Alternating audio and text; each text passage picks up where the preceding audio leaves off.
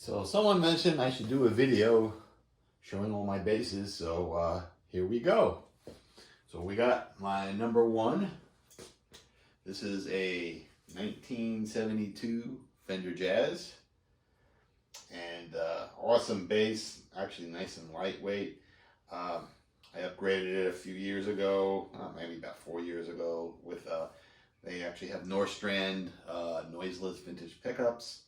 I put new CTS pots in it, and as you can tell, this bass gets a lot of use. It's an awesome bass. It's just, you know, one of those basses I would never get rid of. So that's my Fender Jazz, 1972 Fender Jazz. So next we have, we'll take them in order in the rack.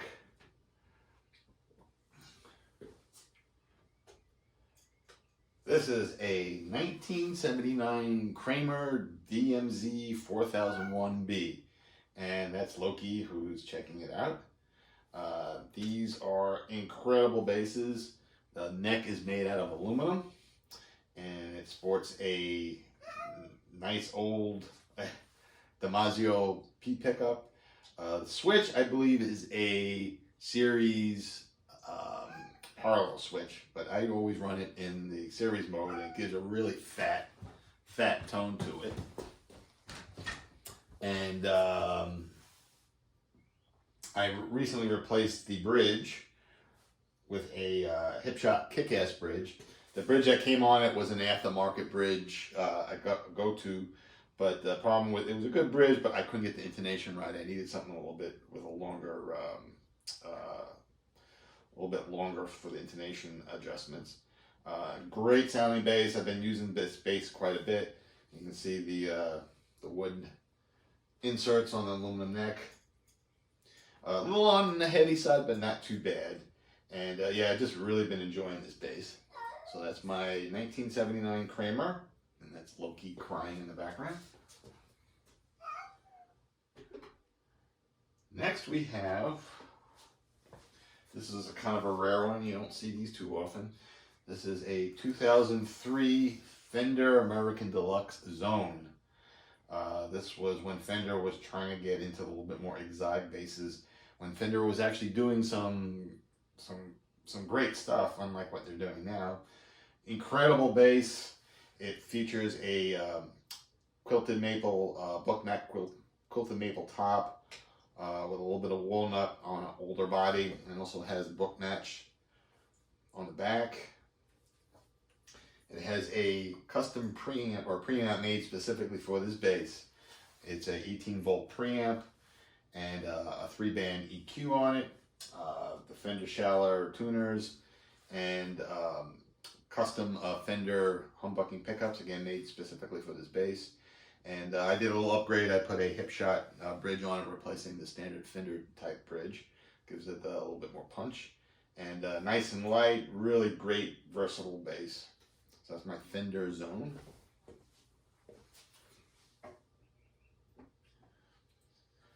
Next we have one of my latest purchases, which this is an incredible bass. I absolutely love this bass. This is a Fender Japan Jazz Bass Special reissue, aka boxer bass. These are basically basses. This is a reissue based off of the Fender Boxers from the mid 80s. They came out with these in Japan, and it's a unique bass. The P bass pickup and the Jazz pickup are actually wired in series, so that gives a really fat tone. It's light. It's got jumbo frets. It plays incredible. Just plays really nice.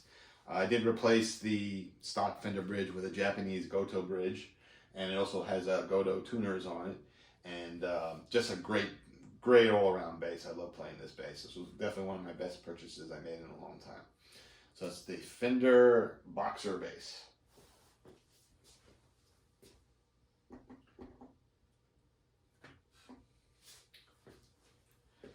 Next we have my custom P bass. This is a bass I built. I built it originally for when I was in the International Blues Challenge for in Memphis, and this bass, the body and the neck were made by Wallmouth to my specs.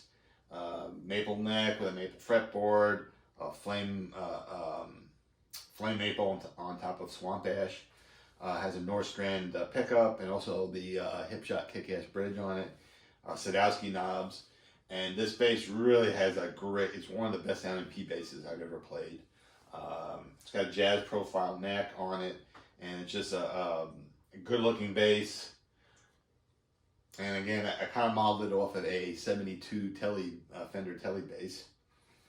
And it's a little on the heavy side, but it's just a great sounding bass. And beautiful wood grain on it. So that's my custom P bass. Next I have also a fairly new bass. I'm very much into Japanese instruments. This is a Moon JJ4 Fretless. I don't know if anybody's familiar with Moon. Larry Graham plays Moon basses. And Moon's a high-end builder in Japan. And they make some gorgeous instruments. This bass is actually swamp ash with a walnut stain on it. And ebony fretboard, fretless fretboard, line fretboard. Features a Gato bridge and Moon tuners. I actually just upgraded the preamp. It had a Moon preamp in it, which wasn't bad, but I put an Odor preamp in it, which gives me 3 bands.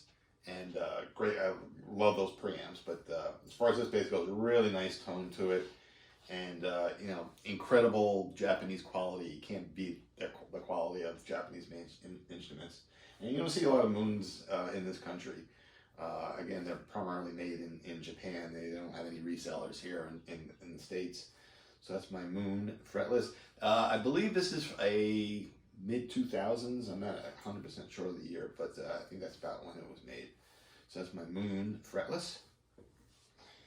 And since we're talking fretless basses, this one is very rare in this country. This is my Cruise Maniac Sound Jackson 5 fretless. This I actually had shipped over from Japan when I bought it. 5-string, incredible sounding bass. Actually has a coated fretboard on it. Features EMG pickups, Warwick type bridge, and just one of the best sounding fretless basses I've ever owned. And it plays great. And again, they're very, very rare to see these in the U.S. They don't sell them really outside of Japan. Cruise makes some gorgeous, really high-end, very expensive basses. And this one this was used. It definitely has a little bit of wear. I'm not sure of the year, but overall it's in great shape. You can see beautiful sunburst. And that's my Cruise Maniac Sound Jackson 5 fretless. So now we're going to move over to the next rack. First one in this rack. This doesn't need any introduction, but I'll say it anyway. This is my Federa Emperor standard 5-string. This is actually the 3rd Federa I've had. Great guys. I've actually been to their shop. Incredible people to work with. I don't know what more I can say about this bass. It plays like a dream, sounds like a dream. Has a Mike Pope preamp in it. Custom Federa Duncan split coil pickup, so I can actually run these in humbucker or single coil. And when in single coil, it's in a 70s jazz position. And it's just incredible. The attention to detail in this bass is just absolutely stellar. People question, the high cost of these, but to me, it's worth the cost. I just again, my 3rd Federa and the other 2 were just as incredible. My first 2 were 4 strings, but I wanted to get a 5-string. So then I have this bass. So that's my Federa Emperor standard 5-string.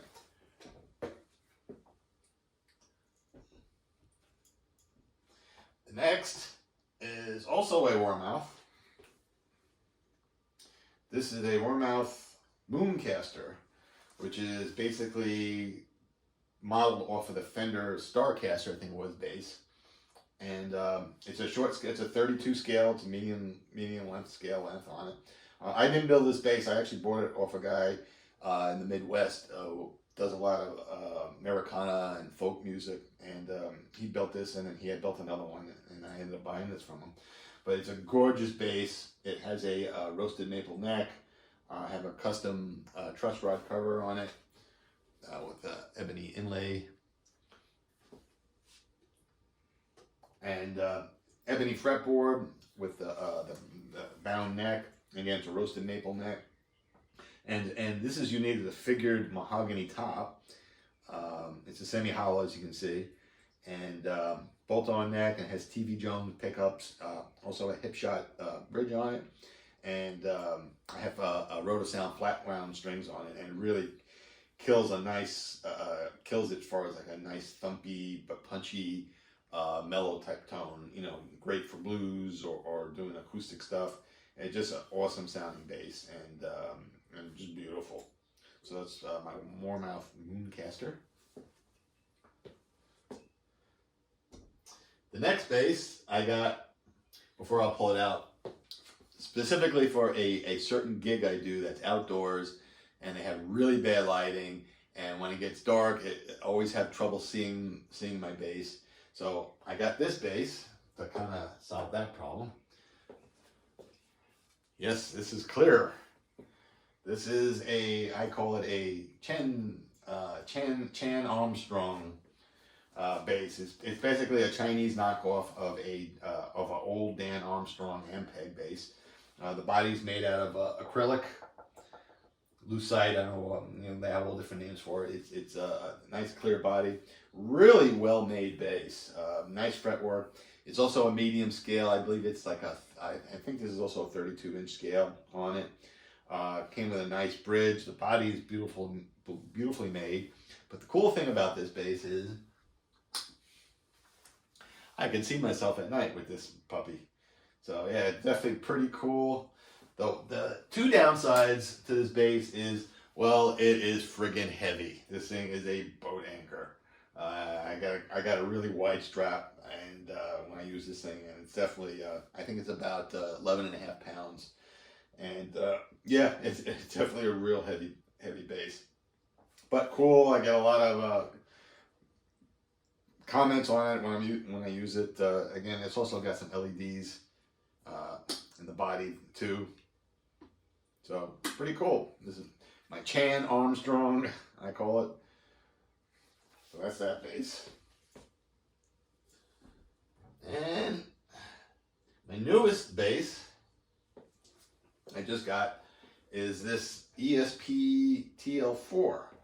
I got this basically because I've been doing a lot more duo gigs with my guitar player. I wanted acoustic sound, but something that was comfortable and also sounding good.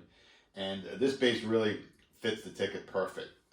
Full 34-inch scale, spruce top with a mahogany body. The nice thing is it's nice and thin, and it's a set neck. Has a Fishman pickup in it, a Sonicor pickup. I put on Diodario tape flat wound strings on it, so it has a really nice tone to it, and very comfortable bass to play. I enjoy this thing, and plus it looks great. It reminds me of an old Carvin AC40 I had years ago, which was like a similar type bass that was very thin, but had an acoustic bass bridge on it, and those type of pickups. So this thing, I'm looking forward to using this on a lot of gigs. So that's my ESP TL4.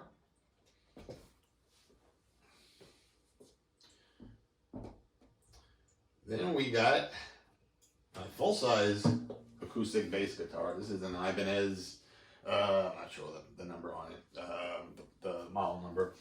But got this a number of years ago. It was one of those, rare deals I found. It was a really good price. And it's a really nicely made bass. I put on this wood thumb rest. Makes it a little easier to play. I also have the Diodario tape wound strings on this, and it's a 34-inch scale. And I use this a lot of times to practice with. If I don't plug anything in, or if I'm learning songs, just I can grab it quick. And it's got a good tone to it. It's big bass, so using it for a gig sometimes was getting a little uncomfortable, which is why I got the ESP. But it's a nicely made bass, mahogany and spruce top, and it's Ibanez. You can't go wrong with those. So that's my acoustic.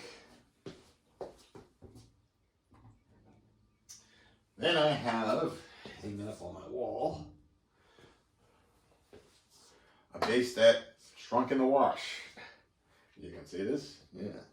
It's a solid body, no name from eBay Ubase I got to actually do some gigs with. I had a Kaler, which I sold, but I found this thing for a few $100s, and it's really nice. It's nicely made, swamp ash body.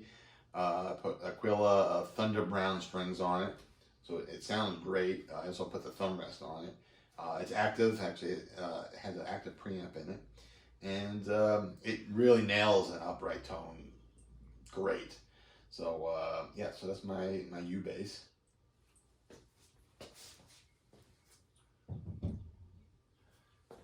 And the last bass I got, which is over here, that's my NS Design Omniwave electric upright, which I also used down in Memphis, and I use it for gigs. I haven't used it as much lately, but really nicely made,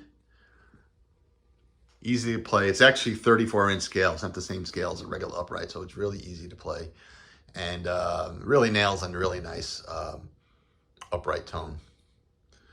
And that's it for the basses. I actually do have a Strat, but that's a guitar. We're not going to get into that. So anyway, so that's my basses. And there's Loki just ignoring me. Say hello, Loki. All right. Hope everybody's having a good one. Bye.